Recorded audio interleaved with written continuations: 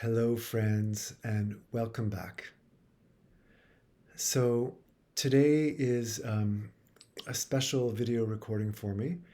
In fact, I'm going to call it the birthday edition. Uh, yes, you guessed it, it's my birthday. Happy birthday to me. And uh, I really wanted to record something today because not only am I celebrating my birthday, but I'm celebrating my life. I'm celebrating my whole life, and I'm celebrating living here now, still in this body, as part of this world. And I'm so grateful for that. Um, my gratitude is literally pouring out of me. And so I felt very inspired to come on line today and record something. Um, but I want to just step back for a second to the last video. And I've been talking a lot about uh, the need. Well, in fact, I've been talking a lot about the practices that I have acquired over the last 8 years and some months that have helped me get through an initial cancer diagnosis, the surgeries, um, and then 5 years later, a recurrence, another surgery. And along the way, it's been clear to me that there have been things that I've needed to learn about myself and the way that I live. And, and part of those practices I've been sharing through these videos because that has been the point of this video series, in a way to document my own journey as a source of inspiration and an offering of hope to anybody out there who's going through their own life challenge, be it physical, emotional, psychological, or spiritual. Um, and I've been spending a lot of time over the last couple of videos talking about how I learned that I needed to protect my own energy from certain negative energy forces that I was in contact with.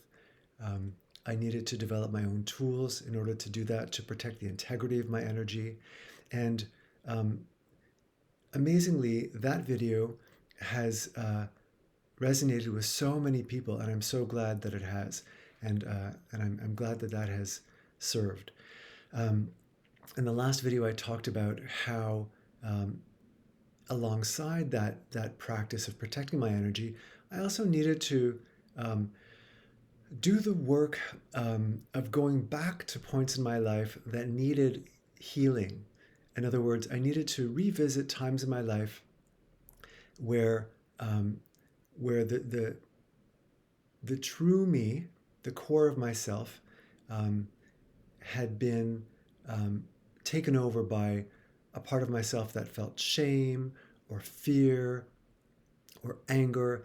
And as a result of that process, I've needed to go back and bring healing to those moments in my life so that I could free up all of that stored, stuck energy from my past and bring it forward into the present to contribute to my ongoing flow of energy, which I believe has helped um, deeply in my healing and continues to allow me to maintain my healing now again in 2025, when my initial diagnosis was in 2017. And all of those practices, all of these things that I'm sharing really stem from what I learned when I inquired with my cancer, which I shared a couple of videos ago, when I asked my cancer what it needed and it responded, just take care of me. I learned that I really needed to love myself so completely that nothing could interrupt that. And so all of these practices, and there are millions more and millions of modalities and millions of schools and practices that we can learn from everyone who's engage in this kind of work. For me, it meant really learning to tune in to my own self-love. And I say that very enthusiastically because had you asked me, a number of years ago, if I loved myself, I would have said, yeah, of course I love myself. But what I've realized now is that I liked myself. I liked most of who I was. I've been a pretty good guy, not super selfish or mean to other people. I was a pretty good guy. But what I've learned along the way is that there have been parts of me that did not feel loved. And that's where all of the internal family system work that I was talking about in the last video has become precious for me as a practice, because it's allowed me to go back and commune and dialogue with those parts that didn't feel loved and bring them the love that I have for myself now, and invite those parts to come into the present with me with all of their beautiful, creative, joyful energy. And so when I think about this, all the practices that I've been sharing have really been about learning how to love myself in the most profound way possible.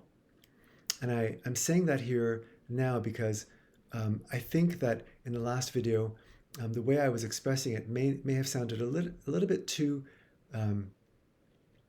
pedagogical. But I really want to emphasize that for my own healing,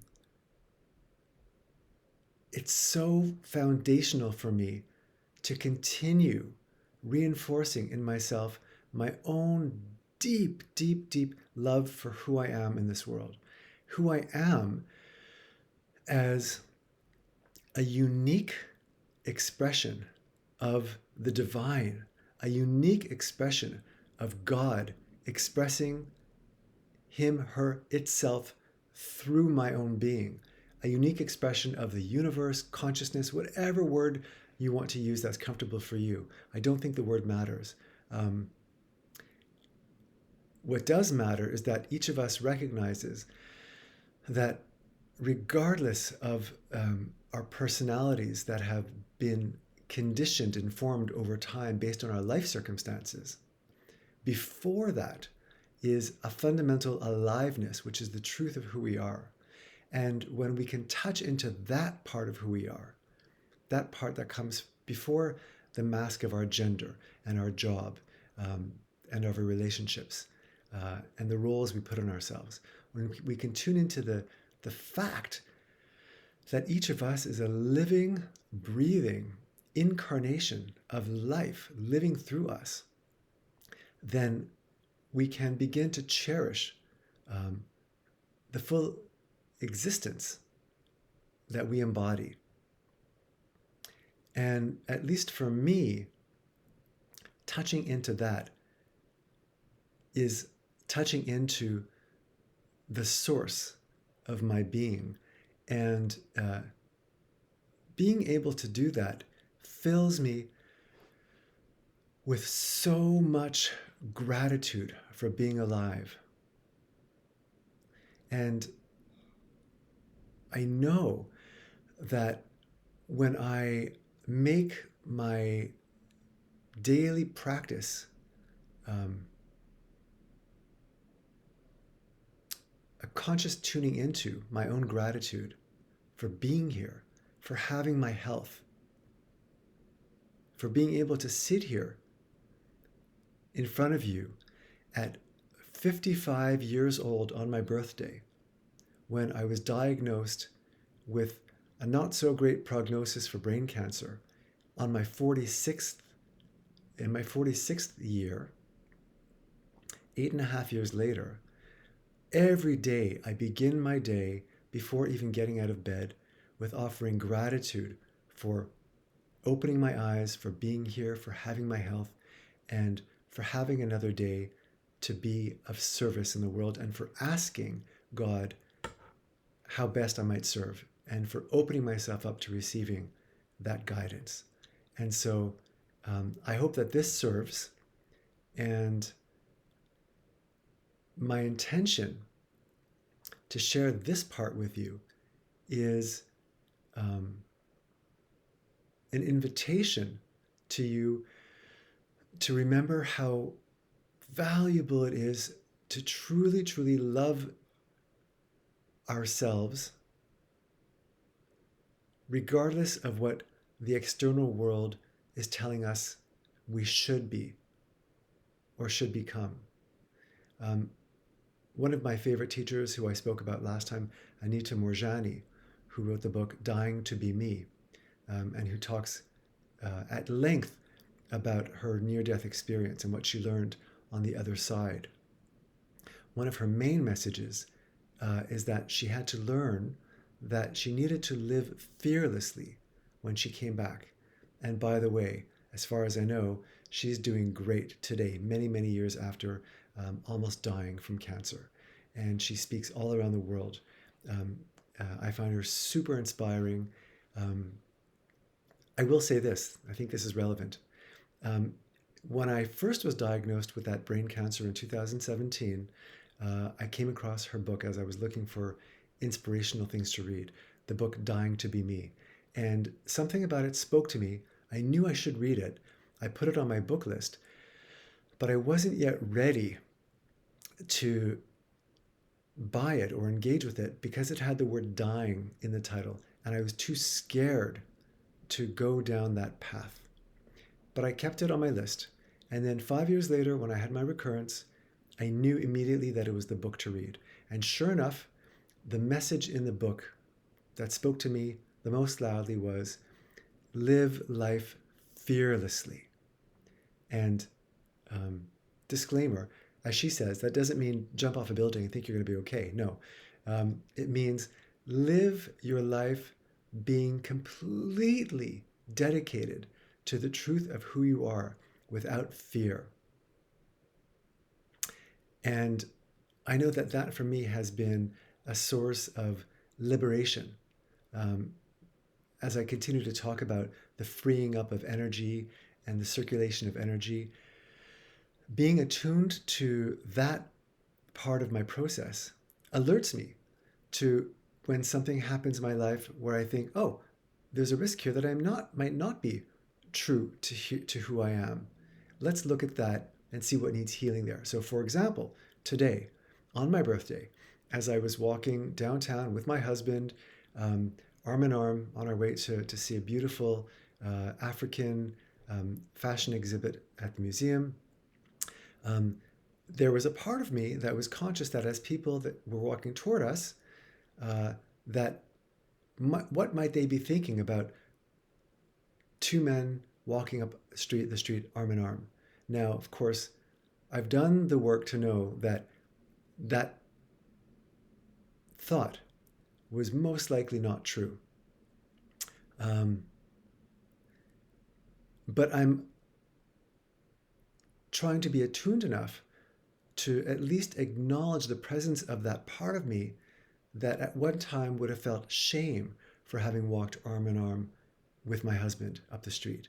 But now I can not only recognize it, but I can, in a way, bring love to that part and say, everything's fine.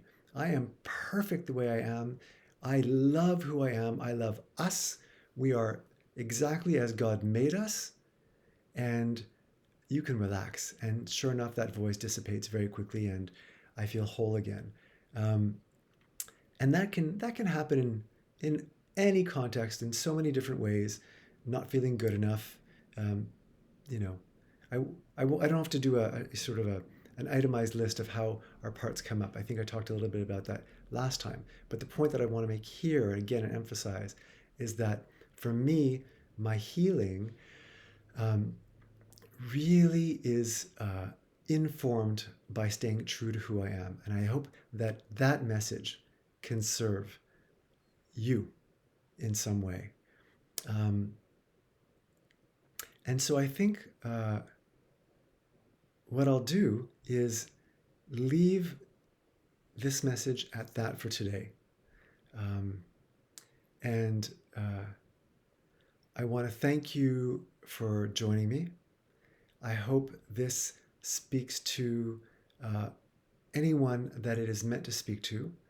And once again, I'll make the invitation to anybody who would like to discuss any of these things.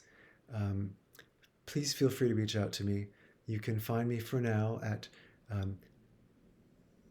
jeff@insideoutlifecoach.ca or just insideoutlifecoach.ca. I have a website. I know it's a long thing to type in, but I have faith in you. And if not, I send you blessings and love, and I truly, truly, truly believe that if each of us can accept and love who we truly are, then we can also accept and truly love who the other is, and together bring even more healing and more love to our world. But we need to start with ourselves first. So much love. See you next time.